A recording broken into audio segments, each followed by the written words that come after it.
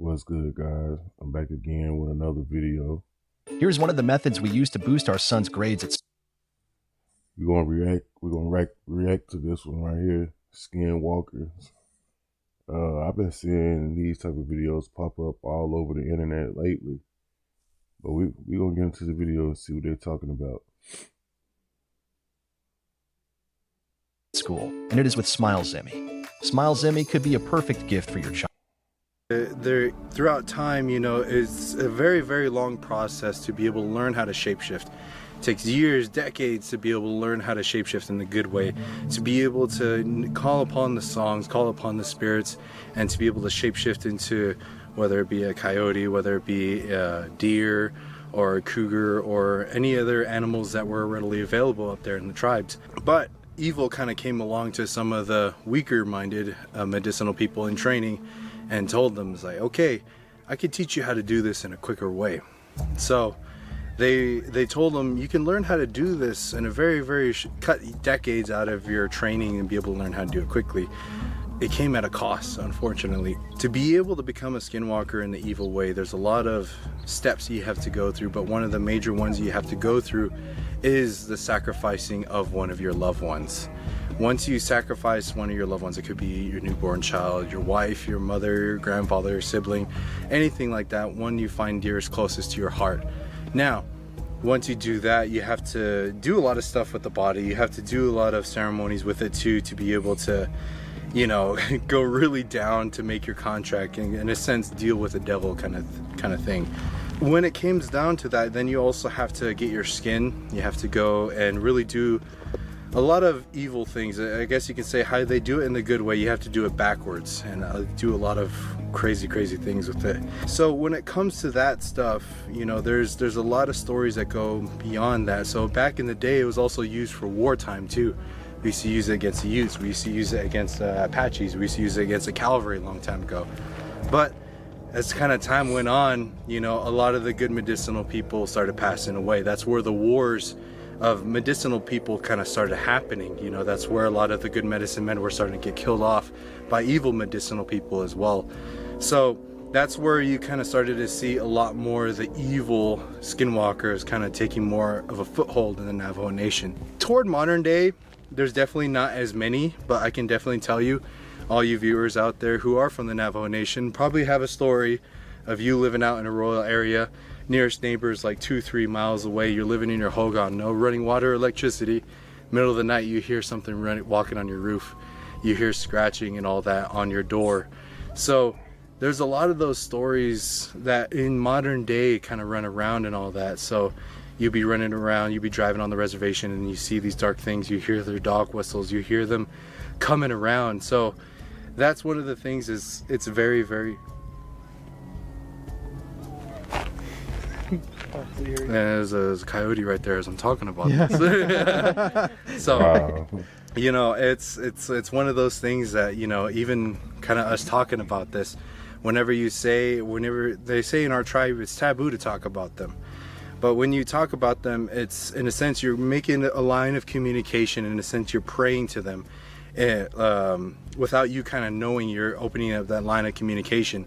That's how they know. They perk up their ears and they hear you like that. They hear you kind of coming around and doing this stuff. So then they'll come to your house. They can witch you. They can kill you. They have this, they're also called grave robbers as well. So they go to a lot of these cemeteries, they go to some family members, they dig them up, they get their bones, whether that be skin or decay, whatever state the body is in. And then they'll grind up the bones, they'll use bone knives, bone darts, or bone ash, they call it washte. And then they have the ability to paralyze you as well. So when it comes to that, you'll be sleeping in the middle of the night, they'll paralyze you, then they'll put that bone ash on you. And they say if you don't get a ceremony soon, you're going to die of a curse like that. To be able to inhale a human body like that, it's going to get you sick and kill you. So that's one of the things, is like going to war, going to bat with these guys. You always have to say, you don't talk about these guys, but there's always the second part to that, is unless you know how to deal with them. So that's why, like me, myself, and my brother, and then a few other warriors from our tribe, we know how to go against these beings. We know how to protect ourselves. We know the songs and ceremonies to go against the evil prayers, the songs, the curses that they put upon us. So that's why we're able to kind of talk. Man, to me, it's kind of crazy, man, how people go beyond to do a certain thing or to be a certain thing. This stuff is crazy. About these beings and everything. Like I said, there's a possibility, mainly they'll be in the Navajo Nation, but there are some who have, I guess you can say, are relatives or married into other tribes, such as this land down here in the Apache lands. So I'm sure the Apaches have their shapeshifters as well. You know, that's why down here, you know, it's not too far away from the Navajo Nation to where there's a possibility of skinwalkers being out here. So that's one thing. You always got to be on your guard wherever you go, and always leave offering, and just be careful not to leave anything behind. You know, they say if you leave your hair, if you leave anything else that's around you, they can gather those objects and they can curse you and witch you after you leave. So that's kind of one of those things. It's like, you know, you would see like a lot of these social media things talk about skinwalkers being all the way in the East Coast, and it's just like, not really. Kind of don't really think it would be a skinwalker. Yeah, there's shapeshifters all over the place, but a skinwalker is a very specific type of shapeshifter. Each tribe, each race and nationality have their shapeshifters and everything. So I encourage you all, wherever you are, you look up whatever religion or race or tribe is in your area, ask them. You know, I'm pretty sure they have their names, they have their stories and their origins of where those shapeshifters come from. But that's kind of not so long or not so short, but rundown of what Yanagloshis are. So have you My first time ever hearing about skinwalkers and shapeshifters and all that type of stuff, I didn't know it was actually real. But do y'all know this? So y'all know this show Supernatural with Sam and Dean and Supernatural, man? They literally talked about all of that. They was hunting those type of entities.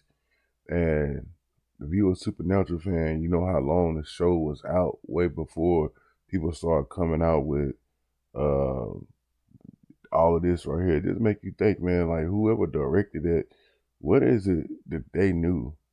Because Supernatural talks about everything that people are now talking about. And Supernatural was been out for years and years and years. I just thought I'd just say something about that. had experiences with them? Oh yeah, it's kind of weird to say.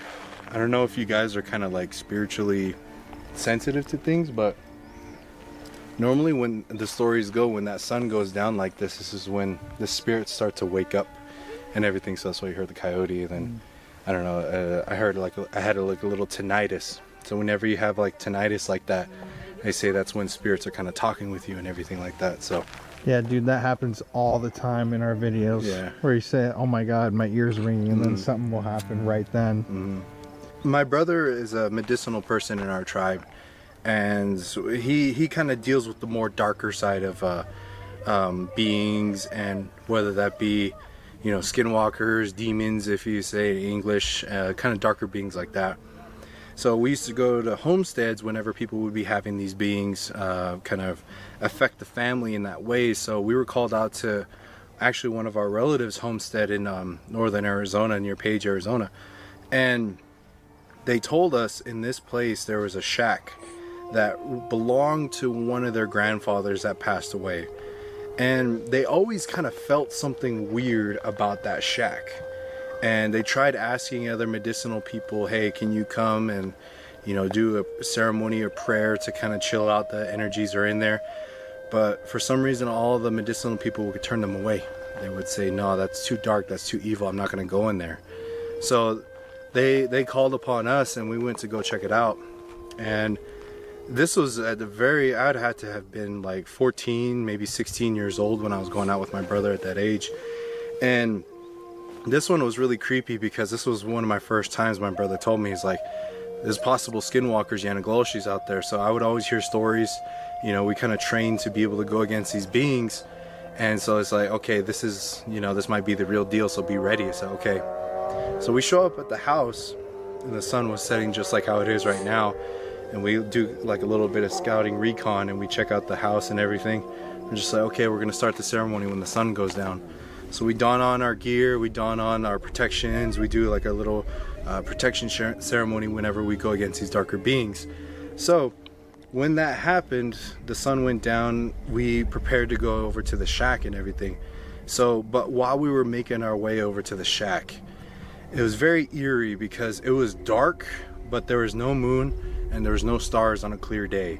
And living out in the reservation, you know, you always see the Milky Way at night. And it was very eerie because there was just an ominous feeling of darkness surrounding you.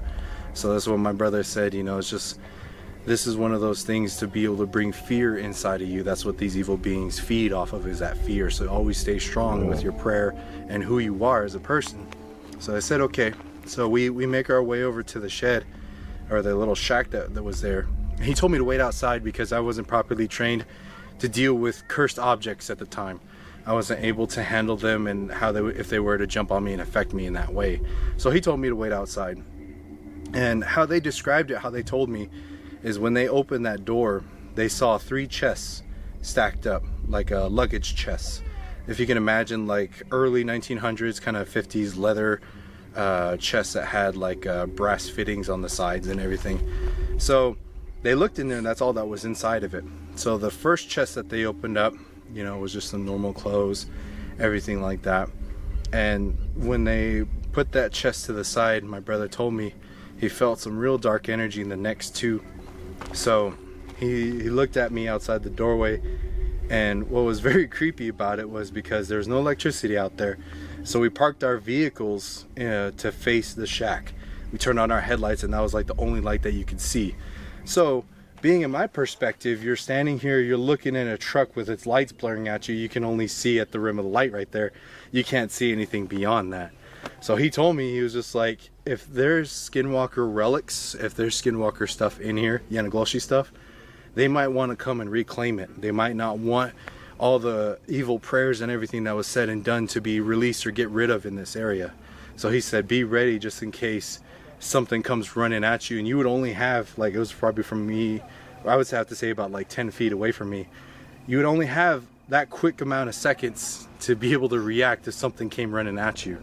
So me being one of my first times going out there against Yanagloshis, I was nervous. I was not gonna lie, I was kind of scared. So as they make their way to the second chest that was right there, they opened it up and you hear a creak kind of open it up. It was really old rusty hinges. And when they opened it, you heard a woman scream. And there was no women in our party at that night. It was just the 2 homeowners, and normally the men folk kind of go out and handle the evil and darkness that's out there. So that gave me instant chills when I heard a woman scream. So how my brother told me, there was 4 sacred stones inside of there, as well as a picture of a woman, kind of like a Polaroid picture of a woman in there. Now, to this day, we don't really know who it was. We did give it to the authorities, and it wasn't on a missing persons report or anything like that. We asked the family and the relatives, and they said they didn't know who that was. So to this day, we don't really know who that was, but we did say a prayer for whoever it was. If it was kind of a captured lost spirit, lost soul inside of that chest that was right there, we made sure that she went on to a good place. But after that, my brother said this is the last chest that's right here at the bottom. And when they opened that up, you could feel that darkness shoot out of that shack right there. And already, you know, shaken up by the female scream, you know, you can feel that evil energy kind of come out. And inside of the chest was Skinwalker regalia. So there was the skins inside, there was the antlers that were inside, the weapons and washte that this individual would use when he would go out and skinwalk and everything. My brother brought those out, and he showed me the antlers, and he pointed out a particular thing. On those antlers, there was 4 blood drops on the antlers. And for the Yanagloshis, they say for every kill that you have, you put a blood drop on your antlers like that. So this person had taken 4 lives in his time on this earth. So from that point on, you know, they gather up the rocks and the stones and the pictures and the regalia. They put the little items inside of a leather pouch that they have, and we took it back to the homestead, and we started a fire. And so my brother said you know, this is going to be a little ceremony right here that's going to, in a sense, release the spirit of this buck back to whoever killed it in the wrong way. Because when you kill an animal, when you go and hunt and you eat it, there's a little honoring prayer, a little honoring ceremony you do to thank the spirit for its, you know, its sacrifice to be able to feed the family. But the Skinwalker and Yanagloshis do the opposite of that. So this spirit had a lot of angst toward its killer and everything. With that, my brother said, when we do this ceremony, these beings that are around, they might want to come and stop us because they know what ceremony we're going to be doing. While we were getting the fire set up, I remember I was chopping wood, I was getting it all ready, and the sun was, mind you, the sun was already down, it was dark, and you start hearing dog whistles. And dog whistles you hear like psss, and the dogs would start barking because they sense those evil Yanagloshis around. Once they did those dog whistles, the dogs shut up. They didn't say anything, they didn't bark or nothing, and that's how they can get inside of your home. That's when we knew we were on edge. And nearby that homestead was a canyon or a cliff face that was right there. So on that canyon walls, on the right, if you were to go to down the right path, it'll teach you the way on how to become a good medicine man. But if you take the left, it'll teach you how the evil ways on how to be an evil person in a sense. So right in their backyard, they kind of had the training grounds for a lot of these beings. We started the ceremony and my brother warned me, he's just like, I'm gonna be singing these songs and I want you to watch my back because I can't stop. Once the ceremony starts, I can't stop to be able to make sure the ceremony goes good. So if anything comes running at me, you need to handle business and do what you need to do. I said, okay. He started the ceremony and they had a solar generator at their house, which was about, for the house and the shack itself would have to be like 500 yards, I would have to say, away from it. So they had solar on their home, so they had a porch light. So the porch light was shining down on the home and you could see the rim of the edge of the light around the home.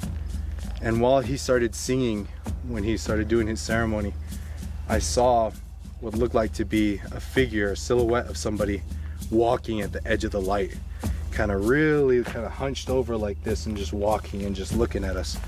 I saw one and another one showed up on this other side over here. I got really nervous, but as my brother, this was starting to be the end of the ceremony when more of them started showing up right there. But as my brother was about to finish the ceremony, they all ran. They ran back toward the cliff face where they were, and there was a huge gust of wind. It was a calm night like this. A huge gust of wind comes when he finishes the ceremony, almost blows out the whole fire.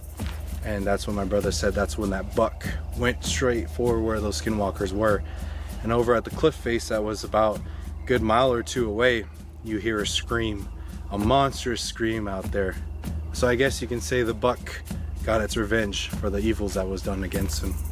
So that was one of my most intense, I would have to say lightly, encounters I had with the Yanagloshi. Yeah, that's crazy, dude. Holy shit. 14 years old too. Yeah. That was nuts. Well, guess we gotta have you tell another story, man, since you got multiple, because that's wild. Who do you think was the person who had transformed? The person that was in the shack? Yeah. You don't mind putting this, if you don't put, okay. Yeah. It was actually, this one, so whenever we went against these Yanagloshis or skinwalkers and everything, it happened in our earlier years in our prime. I'm telling a story. Our earlier years in our prime. So this one was a lot more recent because, you know, when you kind of get up there in age, you know, when you get to your 20s and all that stuff, you're kind of considered old when it comes to that point. So we were actually up in our homeland in Black Mesa, and this was just a normal family gathering that we were having up there. And, you know, our whole family was there. We were building a whole one together and everything. So at this point, you know, they only have like a 1-bedroom home up there. So all my family were there, so they were staying inside. So I was just like, you know what? It's a beautiful night. You see the stars and everything, you know. I'll just sleep in a cot on the bed of a truck. I was like, okay, cool. My uncle slept inside of the truck, inside of the dash and everything, or in the cabin. And so as I was sleeping, you know, it was a beautiful night, nice and cool and everything. So as I'm sleeping, the night goes on and I notice some noises kind of coming around me. which was kind of weird because we have deer, we have elk, and we have wild horses up there and cattle too. So I started hearing some crunches in the middle of the night. Look, I would have to imagine it was around like 2, 3, 4 o'clock. It was before the sun was actually started to show in the morning, so it was still really dark outside.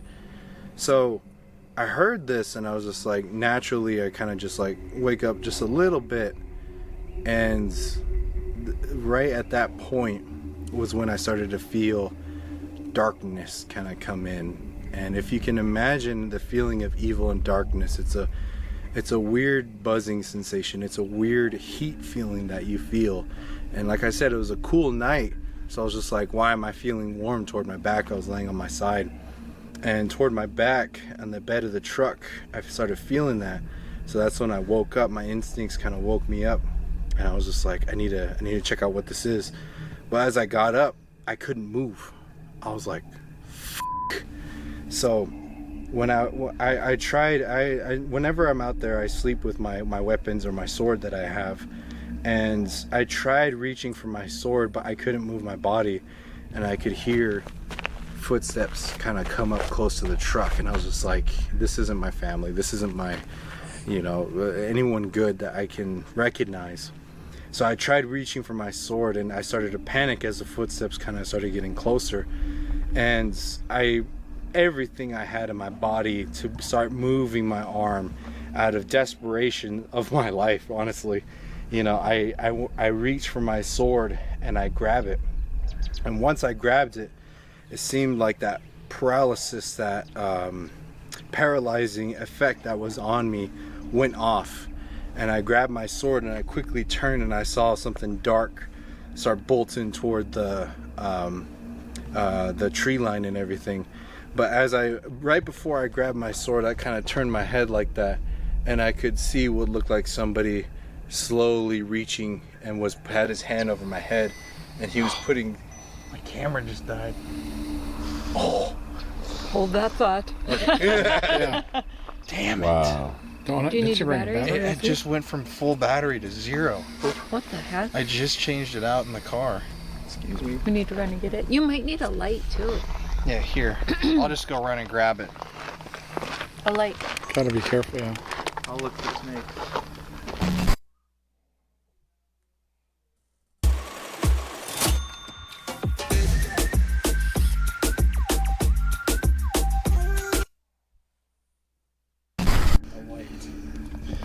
All right, man. Ran all the way back to the car. You can see it's noticeably darker now that we started filming. Hell yeah. All right, you were in the middle of talking about it coming up to you in the truck bed. Yeah. So right now we're in the time of the spirit realm right now, when the spirits are walking around. So if you see somebody behind me, please let me know. Will do. So yeah, so as I started reaching for my sword, and I turned around, I saw this hand kind of over me like this, and he was putting something on my head, on my face. So when I grabbed my sword, he turned and ran. So as he ran, I got up and I started banging on the truck for my uncle to wake up. So my uncle woke up, and I was like, Yanagloshi, Yanagloshi. He got up and we started looking around and everything, and he was already long gone. But then he got his flashlight, he looked on me and everything, and he saw a white powder on my face, and that was that washte, the bone powder. So that's one of those things that night it was a family occasion. We didn't go out there for ceremony. I wasn't really expecting it for something like that to kind of come about. So normally when that happens, you go out to face these things, you put ash on, you put these sacred things on. So I was just a normal time, just going to sleep at my family occasion. So I was ill prepared at that time, but now I know, just be careful when you sleep out there in the middle of the night. So that's something that, we had to do a ceremony for me to make sure that I didn't inhale or get sick or from the curse and everything like that. So I always say, when you're on the reservation, be careful sleeping out in a tent or just out in the open in the middle of the night. Yeah, it may be beautiful, but you also have to understand that there's things that run around in the middle of the night, even out here too. So I always gotta say, be careful out there, everybody. That's crazy. That's wild, dude. Any other experiences? So the eeriest beings I would have to say that I've encountered and learned about are beings in English called soul eaters. Now, in the spirit world, you know, you have these beings that were made from the Creator that roam around lands like this, who make sure that the spirit world doesn't get too cluttered. Now, when I talk about this is when people go get of old age, you know, they meet their time of when they pass away. It's more so scheduled. You know, your family members that are up in the next world, you know, so they say when you get up there in age and you're ready to pass on into the next world, you make your journey. They say a lot of family members, they start seeing old people that have passed on long ago. They say, you know, I see my mom, I see my dad, or I see my brother, somebody who already had passed on. And a lot of people kind of say like, oh, they're just getting old, they're deteriorating, or oh, they're kind of losing their mind. But that's not the case. When it comes to that, they're starting to have one foot in the spirit world and one foot in ours. So when they do pass on, those family members take them on their journey into the next world. And whatever religion that you follow, most of them that I've encountered, they always talk about a white light or something of that nature, to where you're kind of going a journey to the spirit world and you go on from there.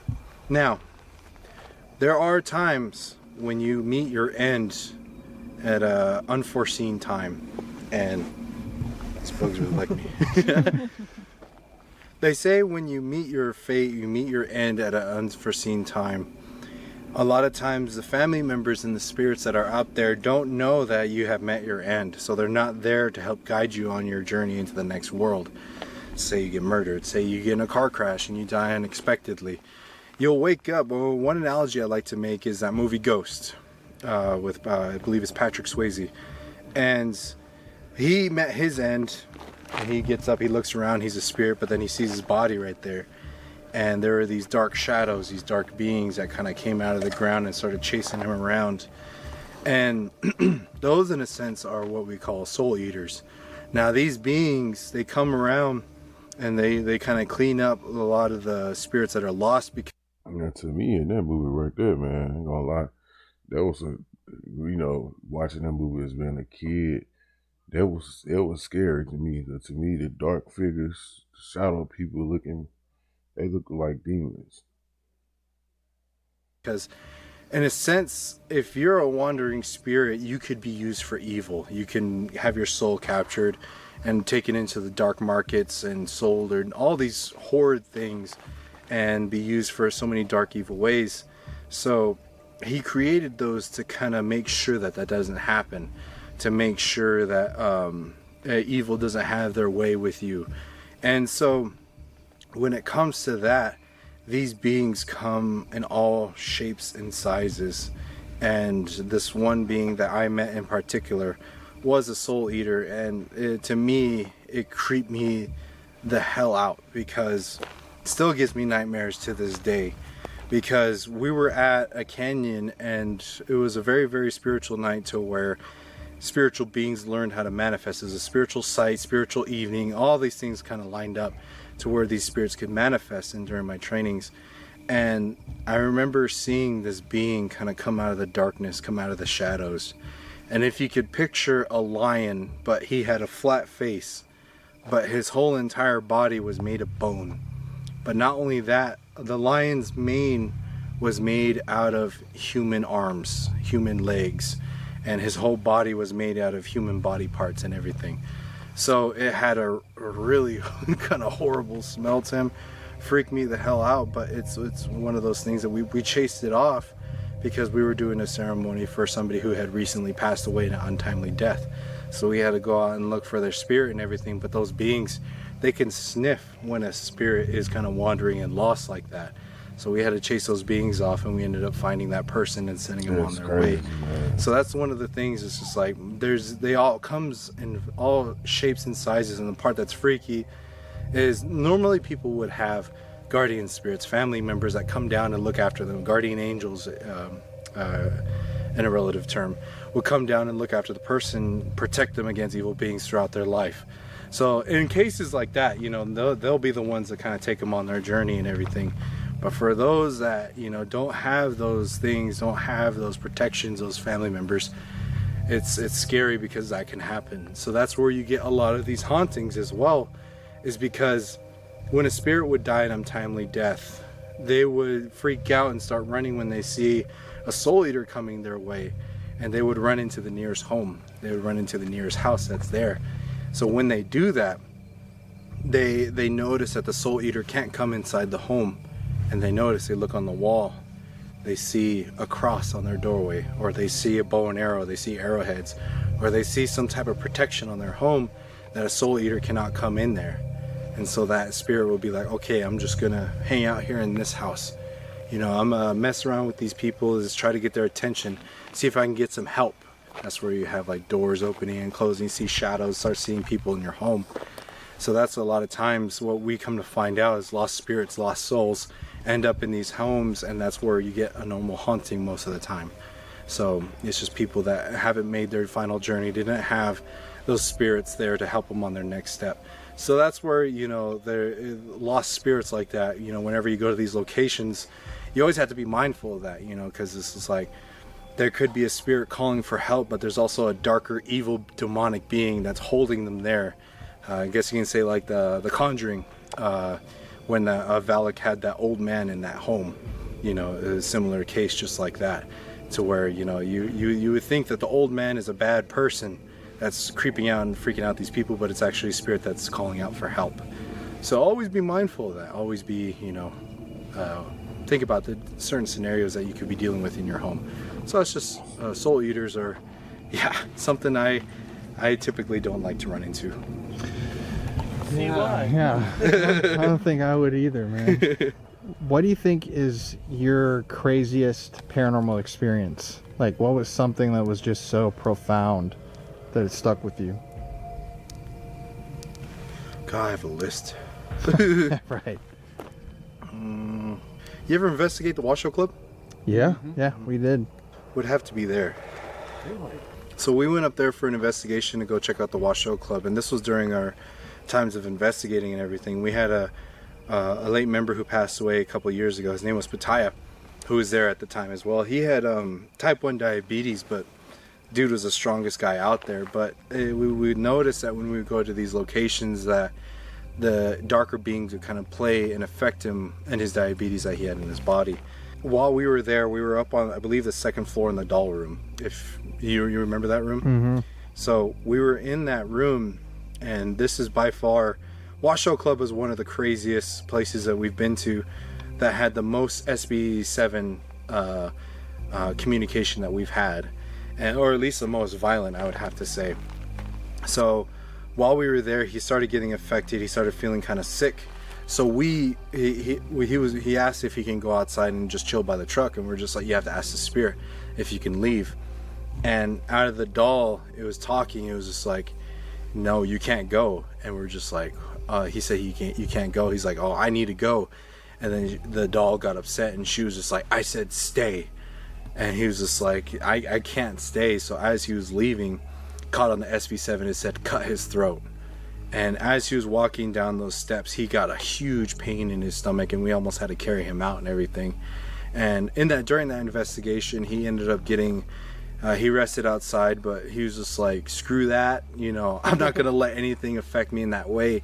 He came back in like the badass he was, and we went up to the red room, and he sat down, and that's when he passed out. He was unfortunately, he started going under possession. And so, but we were instructed by our spiritual mentors to let it happen. Normally when stuff like that happens, our crew goes to stop it, but we were tasked, as this was going to be training for us. We had to learn how to overcome the darkness and come out of it our own. So it was hard to watch him go through that, but he had to learn how to come out of it himself, and it got to the point to where we had to step in and intervene. When we were performing indigenous exorcism that my brother knows, it's crazy things started happening. So there was a door that's in there, and my brother said to open it, let the air come through. So we opened the door, and as he was doing the ceremony, you see that door go and slam, and it says, "You're not going anywhere." So he ended up doing the ceremony. We got him back up and got him back to his normal self afterwards. But just, it felt like a whirlwind of energy coming in from the floor, out, so many different things all at the same time.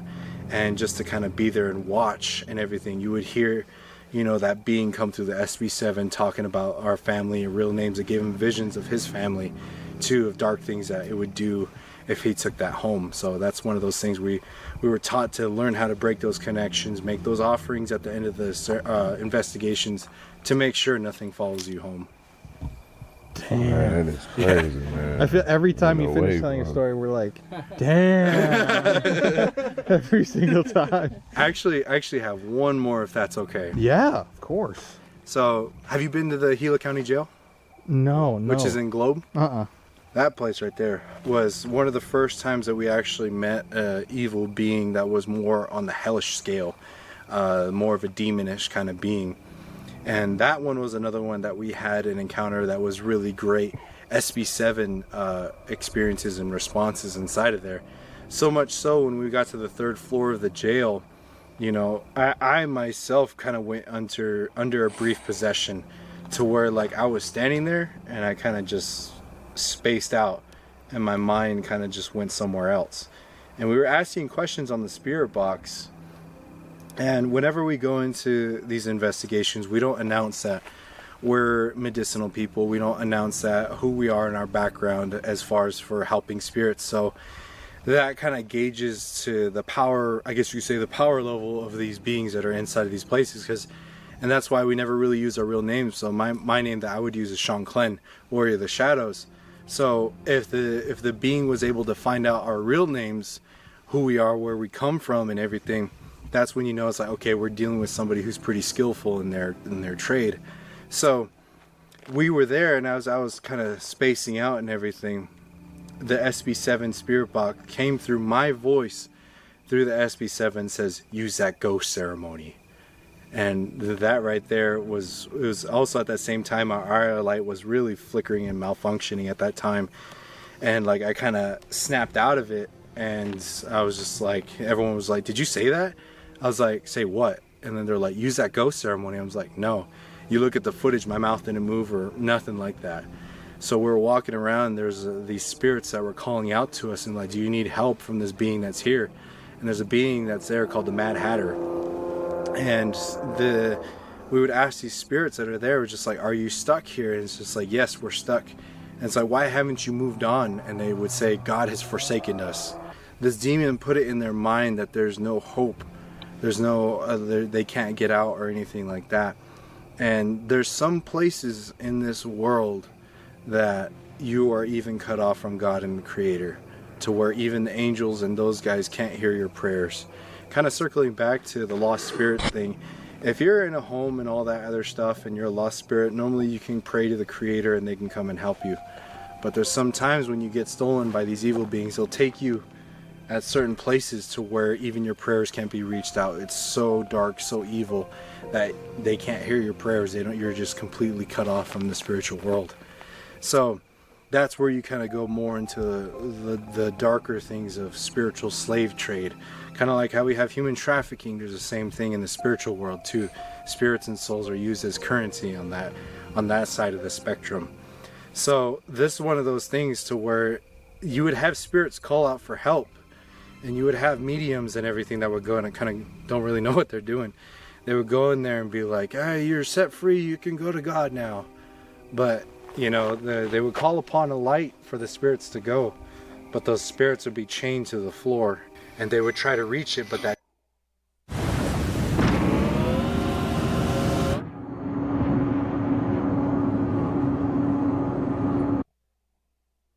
demon had them in there. Look, another battery. That's really strange. Another battery. See, now I brought another one too, just in case. But that was full too. So when it comes to the spiritual world, a lot of people think it's kind of black and white when it comes to just spirits, demons, and angels. There's so many different factions of spiritual beings from other dimensions and from our own and infinitely beyond too. So it's elaborate. You have these cities of spirits. You have, you know, all these beings that have certain tasks on this world and everything. So that's why whenever we would go investigate, we would try to meet these new beings to try to give new stories of the beings that you interact with. So if you go to the places like this, you know, there's a mountain that's right here. There's guardian spirits that are here. Oh, you have nature spirits, you have desert spirits, you have night spirits that are out right now here too. So you have beings that live in the earth, you have beings that live in the sky, beings of the springtime, the winter time, that's all here. So you have to learn how to deduce those things, but there's also third-party, non-natural beings that come around. You have soul eaters, you have phantoms, you have all these other beings of hell, beings of good. You know, you have tribal spirits that are here and all their spirits that they have as well. And then you also have a city that's right here too with all these different nationalities. So they have their spirits that are here too as well. And they come here to these natural spots and locations of energy where they can meet, mingle. They have spiritual markets. They have all these different things where they can trade and do all these so many elaborate things. And it's a beautiful world. But on the darker side too, like I was mentioning the lost spirits and everything, sometimes soul collectors, soul merchants come and take those beings, and they say that they can grab you and put you inside of a pouch with all these other souls. They go to those dark markets and everything. They can sell you to get all these items that they need for whatever things that they're doing. So this location was one of those spots of transferring all these spiritual beings. They would go from this place to the next, to the next, to the next.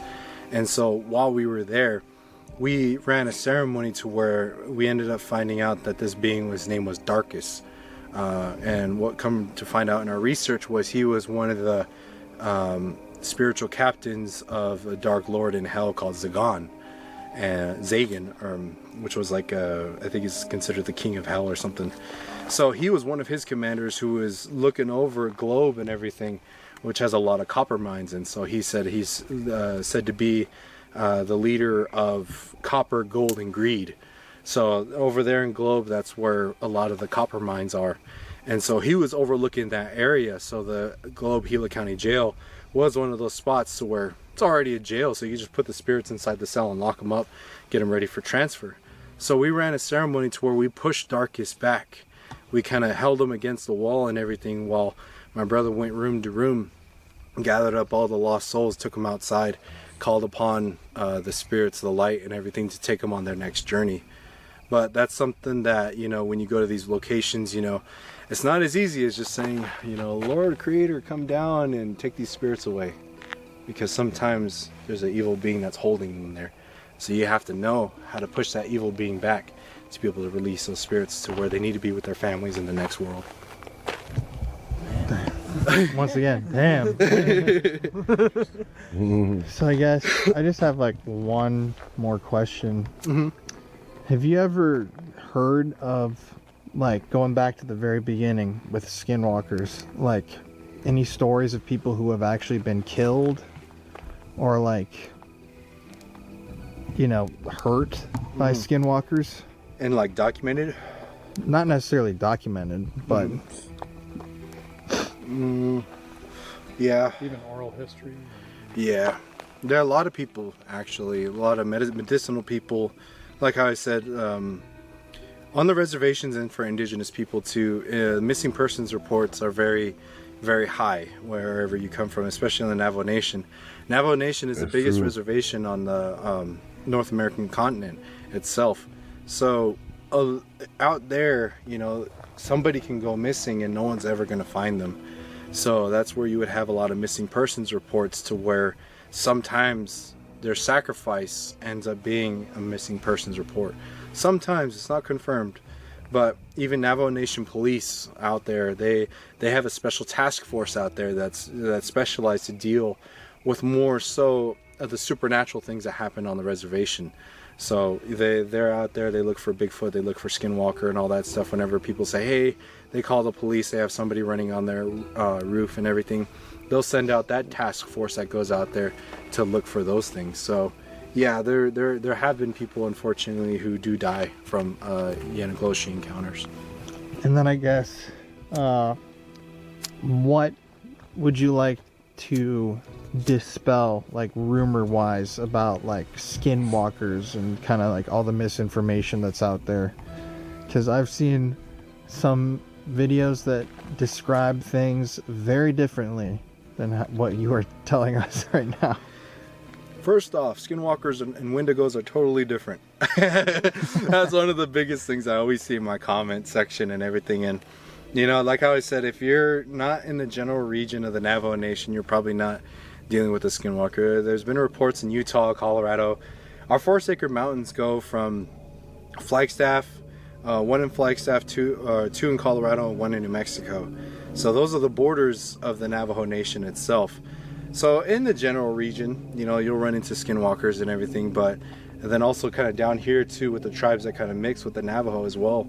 You know, you might run into Yanagloshis or skinwalkers, but if you live on the East Coast, Canada, Mexico, you know, you're probably not dealing with the skinwalker per se. There's a lot of similar beings that are out there, you know. A lot of people from Mexico tell me that there's a being down there called a Nahualis that's very, very similar. And so that's one thing that I love, is to be able to communicate with these people from different tribes, different races, different religions, and tell their stories of beings, where they come from. So like I said, do your research in your local area. You know, either a tribe or race or religion already has beings that's right there. It's very similar, but you know, there's always differences. So that's why I encourage people to go deeper into, you know, it's a shapeshifter, yeah, but we're also human. But then there's also races, there's also religions. You narrow it down to your family, and then who you are as an individual. You're unique. The same thing with the spiritual world. They have blends and all these other different things that you have to really deduce to be able to know how to communicate with them right. When you go investigate, you know, you deal with the soul eater. You can't just go up to him and be like, hey, how's it going? You know, there's a certain way you approach it. That's why in our investigations we had such unique interactions with these beings, because each being that you interact with, you have to go about it in a specific way to nurture who they are as an individual. So that's one thing, is just like, just do your research and just know there's more to the spiritual world out there, and just have fun, but be safe out there, everyone. Awesome, man. Well, after those spooky stories, we got to walk back through the pitch black darkness over there. Because I've seen some videos that describe things very differently than what you are telling us. Well, we're going to end it right there, guys. Man, if you stuck with me this song right here, just want to let you know, man, I appreciate you, man. If you have not subscribed to what's happening, man, go on and hit that subscribe button for me, man. Help me out. It's free. And y'all just catch me in the next video. But I guess before I go, if y'all want to check out any more of this person videos, this channel name is right here. And y'all catch me in the next one. Peace.